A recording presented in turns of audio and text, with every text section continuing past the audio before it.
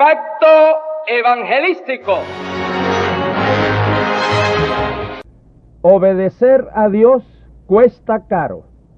Desobedecerle cuesta más caro. En el libro del profeta Jonás tenemos una historia verídica que ilustra de modo excepcional esta gran verdad de que obedecer a Dios cuesta caro, pero que desobedecer a Dios cuesta más caro. Jonás fue profeta de Dios para el tiempo del reinado de Jeroboam II, quien reinó en Israel alrededor del año 785 a.C., Segunda de Reyes 14:25. Algunos alegan que el libro de Jonás es una alegoría, una parábola, o que es ficción. Pero en Mateo 12, del 39 al 41, nuestro Señor Jesucristo se refiere al profeta Jonás, que estuvo 3 días y 3 noches en el vientre del gran pez, que los ninivitas se arrepintieron por la predicación de Jonás, y comparó su muerte y resurrección con el caso de Jonás. Si Jonás fuera una alegoría, parábola, leyenda o ficción, el Señor no hubiese comparado su muerte y resurrección, el fundamento mismo de la redención, con una ficción. De modo que el Señor Jesús confirmó la historicidad de Jonás y su tremenda experiencia. Dios le da un mandato explícito a Jonás y le dice: levántate y ve a Nínive, aquella gran ciudad, y pregona contra ella, porque ha subido su maldad delante de mí. Nínive era una ciudad muy grande. Sus murallas tenían más de 30 metros de alto y eran tan anchas que por encima de las mismas cabían a correr 3 coches, uno al lado del otro. Era una inmensa metrópolis, capital del imperio de Asiria, una ciudad poderosa, arrogante, brutal, sanguinaria, cruel, corrompida, llena de mentira, de rapiña, de pillaje, de fornicación, maestra de hechizos, Nahum 3 del 1 al 4, e implacables enemigos de Israel. Y Dios en su misericordia, para darle oportunidad a los ninivitas de arrepentirse, es que ordena a Jonás para que vaya a Nínive a pregonar contra esa ciudad.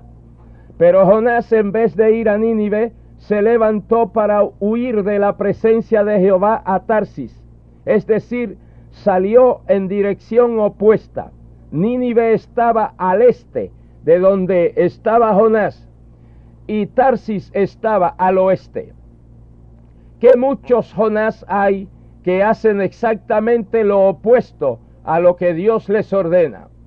Jonás caminó a la costa del Mediterráneo, llegó a Jope, ciudad y puerto de mar, y halló una nave que partía para Tarsis, y pagando su pasaje entró en ella, lejos de la presencia de Dios.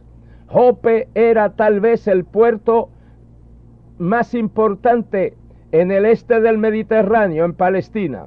Tarsis era un puerto muy importante y tal vez el más distante en el oeste del Mediterráneo, que se cree estaba en el sur de España.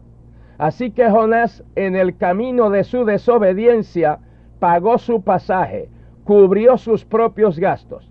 Hoy día es igual. Siempre hay los Jonás que para desobedecer el llamado y la voluntad de Dios costean sus gastos, pero para obedecer a Dios hay que pagarle los gastos.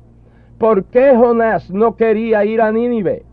¿Qué le motivaba a desobedecer a Dios y a huir, a escapar de su responsabilidad y de la presencia de Dios? Nínive era el más cruel y encarnizado enemigo de Israel, y Jonás, motivado por un equivocado celo por su pueblo, por un falso patriotismo y por un fuerte deseo de venganza contra Nínive, viajó en dirección opuesta para no predicar en Nínive, para que así viniera la destrucción de la ciudad, pues él sabía que Dios es clemente y piadoso, tardo en enojarse y de grande misericordia, y que se arrepiente del mal. Jonás 4, 1 y 2. Así que las motivaciones de Jonás en su huida eran humanas, carnales, patrioteras. Motivaciones equivocadas conducen a decisiones erróneas y a resultados funestos. Por ese celo mal fundado en la historia de la iglesia cristiana se han producido cerca de 200 millones de mártires evangélicos. Y con tales motivaciones, Jonás, cuyo nombre significa paloma, alzó vuelo lo más lejos posible de Nínive, de su responsabilidad, de la voluntad de Dios y de la presencia de Dios. Pero ¿quién podrá escapar de Dios? El salmista David cantó a la omnipresencia de Dios y dijo: ¿a dónde me iré de tu espíritu? ¿Y a dónde huiré de tu presencia? Si subiere a los cielos, allí estás tú, y si en el Seol hiciere mi estrado, he aquí, allí tú estás. Si tomare las alas del alba, y habitare en el extremo del mar, aún allí me guiará tu mano, y me asirá tu diestra. Si dijere, ciertamente las tinieblas me encubrirán, aún la noche resplandecerá alrededor de mí. Aún las tinieblas no encubren de ti, y la noche resplandece como el día. Lo mismo te son las tinieblas que la luz. Salmo 139 del 7 al 12. Y efectivamente, Jonás no pudo escapar, pues Jehová hizo levantar un gran viento en el mar, y hubo en el mar una tempestad tan grande que se pensó que se partiría la nave. El desobediente siempre se ve envuelto en grandes tempestades. Dios en su misericordia hizo levantar esta tempestad para traer a Jonás a la obediencia y al cumplimiento de su responsabilidad. En medio de la tempestad, los marineros tuvieron miedo y cada uno clamó a su Dios, pero sus dioses no respondían, pues el mar se iba embraveciendo. Esos dioses, esos ídolos, esas imágenes de oro, plata, bronce, hierro, yeso, madera y papel, no pueden responder, no importa cómo les llamen o de qué religión sean, pues dice la Biblia que son obra de manos de hombres, que tienen boca, mas no hablan, tienen ojos, mas no ven, orejas tienen, mas no oyen, tienen narices, mas no huelen, manos tienen, mas no palpan, tienen pies, mas no andan, no hablan con su garganta. Semejante a ellos son los que los hacen, y cualquiera que confía en ellos. Salmo 115 del 3 al 8. El pueblo que se da cuenta en experiencia propia de la impotencia de los ídolos y de las imágenes, lo expresa de la siguiente manera: cuando Dios no quiere, santos no pueden. El verdadero y único Dios, para que nadie se engañe ni se deje engañar, dice: mirad a mí, salvos todos los términos de la tierra, porque yo soy Dios y no hay más. Isaías 45, 22. Los marineros, a fin de controlar mejor la nave y que la borda se elevara sobre el nivel del mar, lanzaron al mar todos los enseres, toda la carga, todos los bultos. Jonás, irresponsable como lo es todo desobediente, había bajado a una bodega y se había echado a dormir. El patrón de la nave, inspeccionando las bodegas para ver si toda la carga había sido lanzada al mar, se encontró con el bulto del problema. Lo despertó y le dijo: ¿qué haces aquí, dormilón? Levántate y clama a tu Dios. Quizá Él tendrá compasión de nosotros y no pereceremos. Que muchos dormilones hay hoy día, mientras las almas navegan y naufragan en el mar tormentoso del pecado, del vicio, de las drogas, del crimen, de la violencia, de la idolatría, del ocultismo, de la mentira y el engaño, hay tantos predicadores y creyentes indiferentes, apáticos, desobedientes, manchados, que nada o muy poco hacen por la salvación de esas almas. Dormilones. Si el capitán del barco, un pagano, le tuvo que decir a todo un profeta: dormilón, levántate, ora, clama a tu Dios para que Él tenga compasión de nosotros y no perezcamos. Me siento con autoridad del Señor, habiendo conocido al Señor hace más de 53 años y habiendo ministrado como 43 años por los caminos de América y del mundo, dedicando toda mi vida, mi tiempo, mis energías, todo al Señor y a su obra. Repito, me siento con autoridad del Señor para despertar a tantos y decirles: dormilón, levántate, ora, clama, testifica, trabaja por Cristo, rescata las almas del pecado, coopera con la verdadera obra de Dios. Despiértate tú que duermes, dormilón. La tempestad vino por causa de Jonás, la carga se perdió por causa de Jonás, la nave peligraba por causa de Jonás, la tripulación estaba en inminente peligro de perecer por causa de Jonás. Es que donde quiera que haya un desobediente, lo que hay son problemas, toda clase de problemas. Con razón los marineros dijeron a Jonás: ¿qué haremos contigo para que el mar se nos aquiete? Porque el mar se iba embraveciendo más y más. Jonás les respondió: tomadme y echadme al mar, y el mar se os aquietará, porque yo sé que por mi causa ha venido esta gran tempestad sobre vosotros. En esto habría que darle crédito a Jonás, que reconoció y confesó su culpa. Es raro ver a alguien que reconozca y confiese su culpa. Casi nadie se señala a sí mismo y dice: yo tengo la culpa. Casi todo el mundo señala a otro y dice: él tiene la culpa. Sin embargo, es evidente que Jonás admitió su culpa de un modo superficial, presionado por las acusantes circunstancias, y que internamente él se mantenía en actitud de desobediencia, de no ir a Nínive, pues prefirió que lo lanzaran al mar y morir. Y después de esa parcial admisión de culpabilidad, la tripulación quiso salvar a Jonás, pero aunque aquellos hombres trabajaron para hacer volver la nave a tierra, no pudieron, porque el mar se iba embraveciendo más y más contra ellos. Y después de aquellos hombres clamar y de reconocer la soberanía y el poder de Dios, diciendo: tú, Jehová, has hecho como has querido, tomaron a Jonás y lo echaron al mar, y el mar se aquietó de su furor. Libre la nave del último bulto, el bulto del problema, Jonás el desobediente. Se acabaron los problemas en la nave.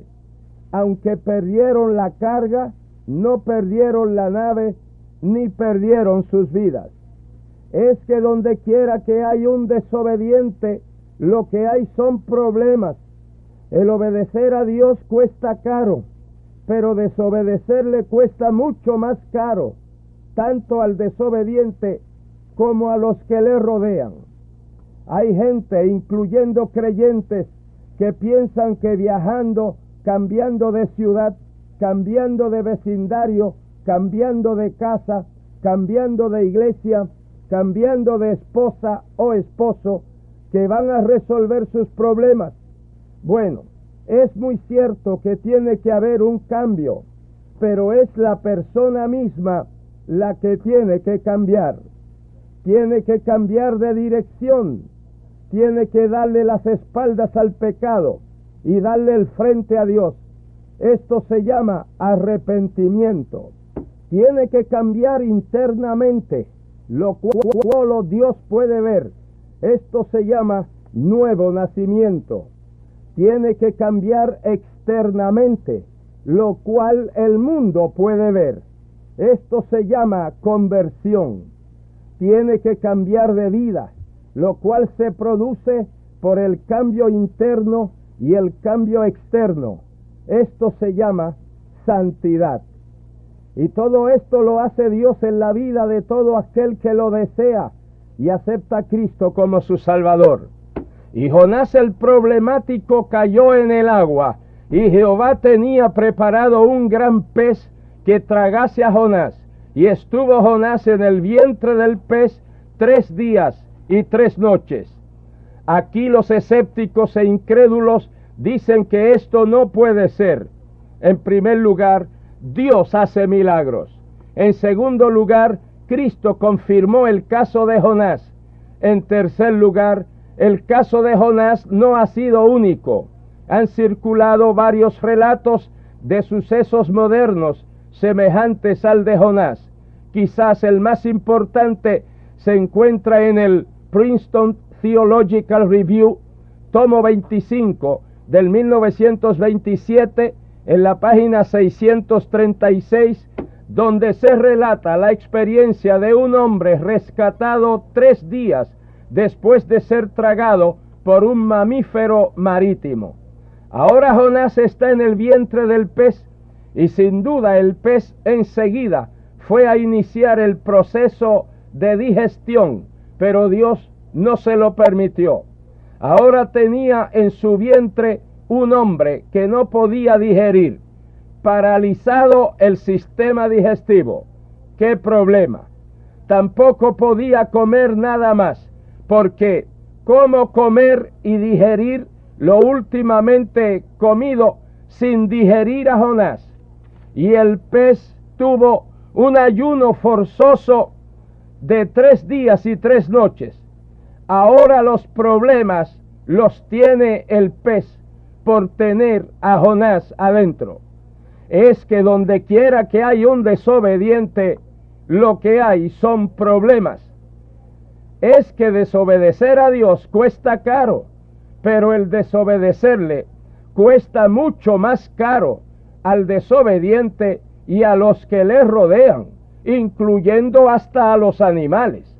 Amigos, y en estos 3 días y desde el vientre del pez fue que Jonás se arrepintió de su desobediencia, de su rebeldía, de su vanidad, de su falso patriotismo, de su deseo de venganza, y oró a Jehová su Dios desde el vientre del pez y dijo: invoqué en mi angustia a Jehová y él me oyó. Y sigue una oración bellísima que concluye diciendo: yo con voz de alabanza te ofreceré sacrificios, pagaré lo que prometí, la salvación es de Jehová. Y después de esta oración de verdadero arrepentimiento, confesión y promesa firme de obedecer a Dios, mandó Jehová al pez y vomitó a Jonás en tierra. Se le acabaron los problemas al pez.